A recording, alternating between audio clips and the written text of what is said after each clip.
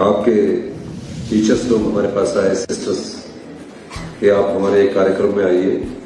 हमने उनसे कहा कि हमारा कार्यक्रम नाहन का बन चुका है, तो उन्होंने कहा कि हम एक कार्यक्रम करना चाहते हैं जहां जिन्होंने अपनी अपनी फील्ड में अच्छा कार्य किया है उनको हम सम्मानित करना चाहते हैं। और इस वर्ष 8 मार्च को जब हम अंतर्राष्ट्रीय महिला दिवस मनाते हैं उसमें इस वर्ष right, justice, action for all women and girls theme के साथ आज IIMC शिमला में भी इस कार्यक्रम का आयोजन किया गया। आप देख रहे होंगे प्रदेश के RDG को, जो कि 1952 से लेकर हमें 8,000 करोड़ रुपया हर साल मिलता था, 16th फाइनेंस कमीशन ने उसे रोक दिया है। आर्टिकल 275/1 कॉन्स्टिट्यूशन से ये राइट देता था कि जिन राज्यों में आय और व्यय के बीच का अंतर होता है उसमें जो टैक्सेस कलेक्ट होते हैं उस क्षतिपूर्ति को उन टैक्सेस के माध्यम से पूरा किया जाता है। 70 साल बाद किसी सरकार का अगर 8-10 हजार करोड़ रुपया हर साल का जो अगला वित्तीय वर्ष शुरू होने में जा रहा है 2026-27 का, हर साल हमारा 8 से 10 हजार करोड़ कट जाएगा। और ये 5 साल के लिए कटेगा क्योंकि 16वें वित्त आयोग की रिपोर्ट्स में 5 साल ये ना देने का फैसला किया है। मैं देखता हूं कि कई बार भारतीय जनता पार्टी के लोग बोलते हैं कि एक स्टेट का नहीं 17 स्टेट्स का कटा है। 17 स्टेट्स में और बड़े बड़े प्रोजेक्ट आते हैं, मेट्रो आती है, एयरपोर्ट आते हैं, उसमें एक्सपेंडिचर होता है। हमारे राज्य में सिर्फ हमारे पास जो हमारी संपदा है वो वाटर है और हमारा पर्यटन है। हमारे पास जो इंडस्ट्रीज के लिए जगह है वो सिर्फ पंजाब और हरियाणा के साथ लगे हुए इलाके, जैसे बद्दी हो गया, काला हो गया, और उसके साथ पंजाब के साथ लगा जो कांगड़ा का इंदौरा का पार्ट हो गया। हम जितनी मर्जी इंडस्ट्रीज ले आए, हमें इंडस्ट्रीज लाने का फायदा नहीं है। और मैं बद्दी में भी जब काम करने वाले देखता हूं तो सब बिहार के लोग आगे, हिमाचल के लोगों के स्वभाव में वो कार्य करने की प्रवृत्ति नहीं है। लेकिन क्या होता है, कैसे हमारी इन्वेस्टमेंट ड्रेन होती है, क्योंकि युवा पीढ़ी बैठी है। आपको समझाना का दायित्व हमारी सरकार का भी और हमारा भी है। GST जो है वो कंज्यूमर बेस्ड है। कंज्यूमर बेस्ड का मतलब है कि जहां कोई भी दवाई, अगर पैरासीटामोल हिमाचल में खरीदता तो वहां GST देगा, शिमला खरीदेगा तो हिमाचल प्रदेश में GST देगा। अगर वो पैरासीटामोल बद्दी में रही है और खरीद यूपी में रहा है तो वहां GST देगा। तो GST का फायदा किसको हुआ? GST का फायदा उनको हुआ जिनकी जनसंख्या बहुत अधिक है। यानी कि प्रदेश की हमारी जनसंख्या जो है 75 लाख के करीब है। और बड़े दुख की बात है कि हमें डिक्लाइनेशन की तरफ जा रहे हैं। अगले 5 सालों में हमारी पॉपुलेशन घटना शुरू हो जाएगी और ये स्टडी की गई है। और GST का फायदा किसको होता है? जो 22 करोड़ की पॉपुलेशन यूपी की है। बना हम रहे हैं 35% एशिया की फार्मास्यूटिकल का हब बद्दी है। हमने उनको सस्ती बिजली दी, हमने उनको सस्ता जमीन दी, लेकिन GST लगने के बाद उसका जितना बेनिफिट जो होना था वो हिमाचल प्रदेश को नहीं हो रहा। हमारे टैक्स कलेक्शन में 4,000 करोड़ रुपए से घटकर 150 करोड़ रुपया रह गया। उस स्थिति से भी हमने निपटना है, क्योंकि GST जिसकी पॉपुलेशन ज्यादा होगी उसको फायदा होगा। सरल भाषा में बताना चाहता हूँ, और ये बात बताना मेरा दायित्व इसलिए बनता है कि मैं आपको बताना चाहता हूँ कि कई बार बच्चे हमारे पास आते हैं कि हमें स्टाइपेंड मिलना चाहिए, कुछ और मेडिकल टेक्नोलॉजी से संबंधित मिलना चाहिए। प्रदेश की स्थिति को देखते हुए, स्टाइपेंड भी नहीं दे रहा। प्रदेश की स्थिति को देखते हुए हमें अपने जो आय और व्यय के बीच का अंतर है उस हिसाब से हमें अपना कार्य करना पड़ता है। जिस तरह आपका परिवार है, आपके परिवार में पता है कि आप मियाँ बीवी दोनों कमाने वाले हैं, 1 लाख रुपया आएगा। 1 लाख को आपने बांटा होता है कि ये मेरे भविष्य को सुरक्षित रखने के लिए है, ये मेरे खर्चे जो बच्चों के पालन के लिए है, या अपनी फैमिली के लिए, सब बटा था। उसी तरह सरकार का, हमारे सरकार में क्या है, हम 100 रुपया हमारी आय है और खर्चा 170 रुपया है। तो 70 रुपये का हम कहां से करते हैं? जो हमारा GST भी होता है उसके 3% का हम खर्चा करते हैं, यानी कि उसका लोन उठाकर हम उस खर्चे को पूरे करते हैं। और प्रदेश कैसे समृद्धशाली होगा? हम जो रिन्यूएबल पावर की 14,000 मेगावाट देश में कहीं नहीं पैदा होती, हिमाचल प्रदेश में पैदा होती है। पर राज्य को उसका नुकसान क्या हुआ? क्योंकि जब राज्य धीरे धीरे विकसित हुआ, विकास की दिशा पकड़ रहा था, तो हमारे जो प्रोजेक्ट थे वो भारत सरकार के लोक उपक्रम जो बड़े बड़े SJVN है, NTPC वो लेके हम कहते हैं आप हमारे को कुछ ना दीजिए, इन प्रोजेक्टों को जब कर्ज मुक्त हो जाएंगे तो हमें 50% उसकी रॉयल्टी दीजिए, हमें पैसे की जरूरत ही नहीं है, हम तो वैसे ही समृद्धशाली हो जाएंगे। लेकिन इन सब चीजों को हम आगे बढ़कर कोशिश कर रहे हैं कि प्रदेश आत्मनिर्भरता की तरफ बढ़े, और उसमें हम व्यक्तिगत तौर से कई फैसले कर रहे हैं, कई कानून ला रहे हैं, पर मेडिकल हेल्थ में हमने कोई कमी नहीं रखी। हेल्थ सेक्टर में चाहे वो डॉक्टर है, चाहे पैरामेडिकल स्टाफ है, चाहे हाई एंड मेडिकल टेक्नोलॉजी है, चाहे फैकल्टी में टीचर्स को भरने की दिशा में आगे बढ़ना है, हम बहुत जल्दी ही 1 साल के अंदर मेडिकल कॉलेजेस की सारी व्यवस्थाओं को और डायरेक्टर हेल्थ सर्विसेज की सारी व्यवस्थाओं को ठीक कर देंगे, और इसमें बहुत ज्यादा नौकरियां निकलने जा रही है। एक ही प्रोफेशन होगा और 2 प्रोफेशन होंगे जहां AI इसका स्थान नहीं ले सकती है, क्योंकि आने वाले समय में AI में इन नौकरियों में कोई ज्यादा असर नहीं होगा आर्टिफिशियल इंटेलिजेंस का। तो हम इसमें बहुत ज्यादा तेजी से काम कर रहे हैं, और आप देख रहे हैं कि आज भी मैं रोबोटिक सर्जरी का उद्घाटन करने के आया, पिछले दिनों MRI का उद्घाटन करने आया, PET स्कैन का उद्घाटन करने आएंगे, और ये यही नहीं हो रहा, सभी मेडिकल कॉलेज में हो रहा।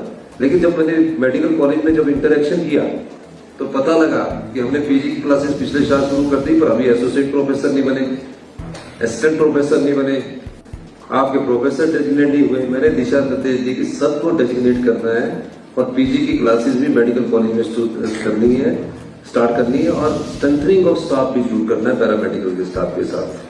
तो अभी मेरे को बेटियां मिली थी कि आप हम असिस्टेंट स्टाफ नर्स नहीं लगना चाहते, इतना जोर से पहले सुन लो, सुनना चाहिए। और इसलिए बता रहा हूं, आउटसोर्स को हम कम करना चाहते हैं। आउटसोर्स आपका शोषण है, आउटसोर्स में आप 10 साल 15 साल लगे रहोगे, हम हर बार उसको बढ़ा देंगे, 2-4 हजार रुपया हर बजट में बढ़ा देंगे कि इनकी पे बढ़ जाए, और जब आप उम्र की 1.5 उम्र में जाओगे आप रेगुलर नहीं होंगे, फिर आपके पास चिंता होगी, आपकी शादी होगी। इसलिए 2 प्रकार से हम कार्य कर रहे हैं।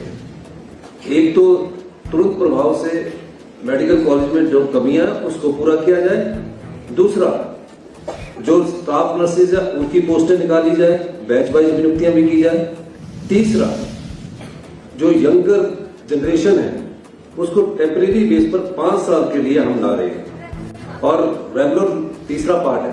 दूसरा पार्ट आपने सुना नहीं, रेगुलर पोस्टें निकल रही है उसको भी आप भरिए, और असिस्टेंट स्टाफ नर्सेज को भी भरिए, ये भी रेगुलर की तरह है, क्योंकि आप राज्य चयन योग से निकल कर आओगे तो अगले दिन आप बोल दोगे कि हम तो राज्य चयन योग से निकले, हमें रेगुलर करो। 3 प्रकार से हम पैरामेडिकल स्टाफ की नियुक्ति करने जा रहे हैं, ताकि तुरंत प्रभाव से आपकी नियुक्ति हो सके। हम आउटसोर्स को बिल्कुल कम करने जा रहे हैं। मुझे पता है कि आउटसोर्स में 18 साल वाले बच्चे मेरे पास आ रहे हैं, कह रहे हैं कि हमें रेगुलर करो, पर कोई पॉलिसीज नहीं है, क्योंकि आप कोई सरकारी विभाग में लगे हैं, पर आप लगे हैं वेंडर के थ्रू, यानी कि आपकी सर्विसेज को सरकार ने आउटसोर्स कर दिया है, आप सरकार के कर्मचारी नहीं है। इसलिए मैं आपको कहता हूं कि जिसने टेम्परेरी लगना है लग जाए, और उसके बाद जब वो रेगुलर सिलेक्ट हो जाते तो रेगुलर की ज्वाइन करें। अभी हम स्टाफ नर्सेज की रेगुलर पोस्टिंग करने जा रहे हैं, बैच वाइज की रेगुलर पोस्टिंग करने जा रहे हैं। प्रत्येक कैबिनेट में जो होता है, प्रत्येक कैबिनेट में हेल्थ और एजुकेशन से रिलेटेड हमारे कॉलेज खोल रहे हैं।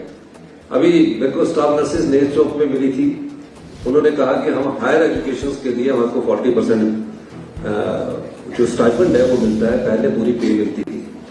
मैंने उस चीज को बदल दिया है, चाहे आयुर्वेदिक है, चाहे एलोपैथिक है, चाहे स्टाफ नर्सेज है, चाहे एजुकेशन के जो लोगों का जो 40% स्टाइपेंड मिलता था, उसको अब हम जो हायर एजुकेशन प्राप्त करेगा उसको पूरी पे मिलेगी, ये पूरे स्टाइपेंड मिलेगा कर दिया। अभी ये बजट में, क्योंकि कोई भी चीज है आपको बीच से उठाकर नहीं दी जा सकती, आपको बजट में उसको लाना पड़ता है। तो बजट सेशन चल रहा है, और बजट सेशन से हम उसमें अभी पैसे हम बढ़ाने जा रहे हैं। इंटर्नशिप भी बच्चियां करती है, बेटियां करती है, उतना काम करती है स्टाफ नर्स का। उसके बारे में भी मैंने विभाग को ऑर्डर दिए हैं कि 6 महीने बेचारी काम करती है। उनके कोर्स में 6 महीने है कि उसको प्रैक्टिकल के रूप में 6 महीने अपने हॉस्पिटल में या कहीं और ड्यूटी देनी पड़ेगी। वो जो मेरे को मिले थी पीछे जब मैं MRI का उद्घाटन करने वाला था, तो मेरे माइंड में वो है। अब देखते हुए बजट की मीटिंग चल रही है, रात के 8-8 बजे तक चल रही है। अब 13 साल के जब बजट की मीटिंग होगी तो हम देखेंगे कहां से हमें पैसा निकालना है। पर एक बात मैं आपको आश्वासन देना चाहता हूं, अभी हमने पैरामेडिकल की सीट्स बढ़ाई है, चाहे वो लेबोरेटरी टेक्नीशियन थी या कुछ और थे, 18 से 50 किए हैं। हम क्वालिटी एजुकेशन, मेडिकल एजुकेशन में भी क्वालिटी को ज्यादा स्ट्रेंथन करने की दिशा में काम कर रहे हैं। इसीलिए 120 बच्चों की क्लास, क्योंकि हम स्टूडेंट्स लाइफ से निकले हैं, अपना जीवन मेरा स्टूडेंट्स लाइफ में गया। 120 की क्लास में हम पढ़ा तो रहे हैं, लेकिन जस्टिस नहीं कर पा रहे उन बच्चों के बाद जो आपसे कुछ सवाल पूछना चाहते हैं। कौन पूछेगा 120 में? और मैडम भी क्या जवाब देगी? जो टीचर प्रोफेसर होगा वहां एक आधा पूछेगा। तो हम 60 की क्लासेस करने जा रहे हैं, ये हमने फैसला किया है। और जहां नॉन क्लिनिकल स्टाफ की कमी है वहां हम बढ़ाएंगे, उन पोस्टों को सैंक्शन करेंगे। इसी तरह जो अभी हमने यहाँ भी 120 स्टाफ नर्सेज की है, जो नर्सेज की प्रमोशंस की फाइल रुकी है, उसको भी हम आने वाले समय में अभी 2-3 महीने में आगे बढ़ाएंगे। डॉक्टर्स की प्रमोशंस भी है, उसको तो मैंने पहले ही कह दिया है। लेकिन मेडिकल टेक्नोलॉजी को भी हम बहुत ज्यादा बढ़ाने जा रहे हैं। 1 साल के बाद, यहाँ आप सब लोग तो इसी फर्टिलिटी से है, आप देखेंगे कि जो चीज एम्स में है वो IGNC शिमला में मिलेगी, टांडा में मिलेगी, नेर चौक में मिलेगी। नेर चौक और हमीरपुर में इसलिए नहीं मिलेगी, मिल सकती है, भी थोड़ा टाइम लगेगा क्योंकि वो फैकल्टीज अभी पूरी कंप्लीट हुई नहीं है। प्रोफेसर्स की भर्ती हम करने जा रहे हैं। अभी मेरे ख्याल अगले महीने 80 असिस्टेंट प्रोफेसर की भर्ती हम करने जा रहे हैं डायरेक्ट रिक्रूटमेंट के द्वारा। अदर सोशल संस्थान में हमने सब एमओ सब जगह लगा दिए हैं। 3000 करोड़ रुपया हम हाई एंड मेडिकल टेक्नोलॉजी के लिए खर्च करने जा रहे हैं। इस नवंबर से सारे मेडिकल कॉलेज की 15-10 साल से पुराने जो भी इंस्ट्रूमेंट है वो चेंज कर दिए जाएंगे, सारे सभी मेडिकल कॉलेज के। हमारे डॉक्टर अच्छे हैं, मैं कहीं भी जाता हूँ, बॉम्बे गया वहां भी IGNC के डॉक्टर मिले, दिल्ली एम्स में गया वहां भी IGNC के डॉक्टर मिले, और टॉप के डॉक्टर।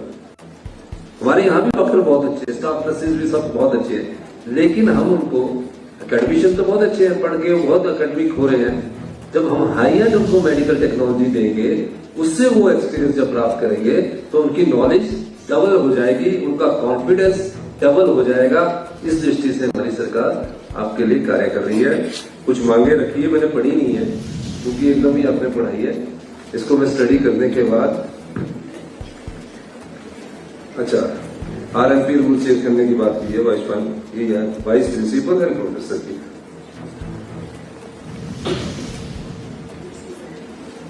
नर्सिंग कॉलेज हमीरपुर में डालनी कहाँ है इतनी बार? बेचारे, मुझे तो दुख इन बच्चों को होता है कि 6-6 लाख रुपया प्राइवेट में फीस दे रहे हैं, और आपकी वेटिंग लिस्ट इतनी, क्योंकि जितनी हम भर जाए और कितनी भरेंगे।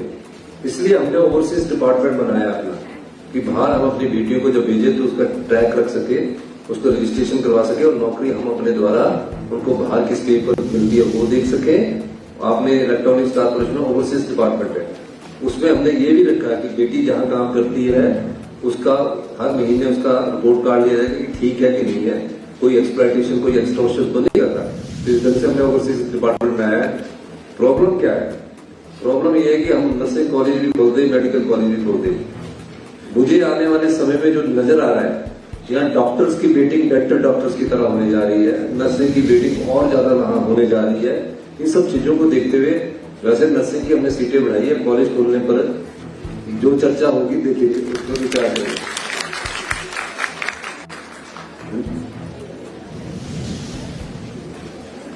वो मैं करूंगा। RMP रूल चेंज करने की बात की वाइस प्रिंसिपल प्रोफेसर की मेडिकल कॉलेज के एनालॉजी पर आपने कहा है करेंगे, वो डिमांड नहीं लिखी। नर्सिंग कॉलेज 60 से बेसिक BSc नर्सिंग 6200 सीट्स, ये हम कर देंगे।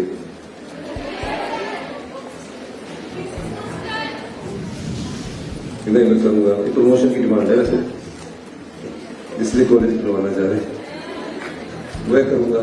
जो इनकी डिमांड है उस पर सहानुभूतिपूर्वक विचार किया जाएगा और जो आर के रूल वाइज प्रिंसिपल और प्रिंसिपल है उसको मैं देखूंगा। मैं 5 लाख रुपए देने की घोषणा करता हूँ, ठीक है। थैंक यू, धन्यवाद।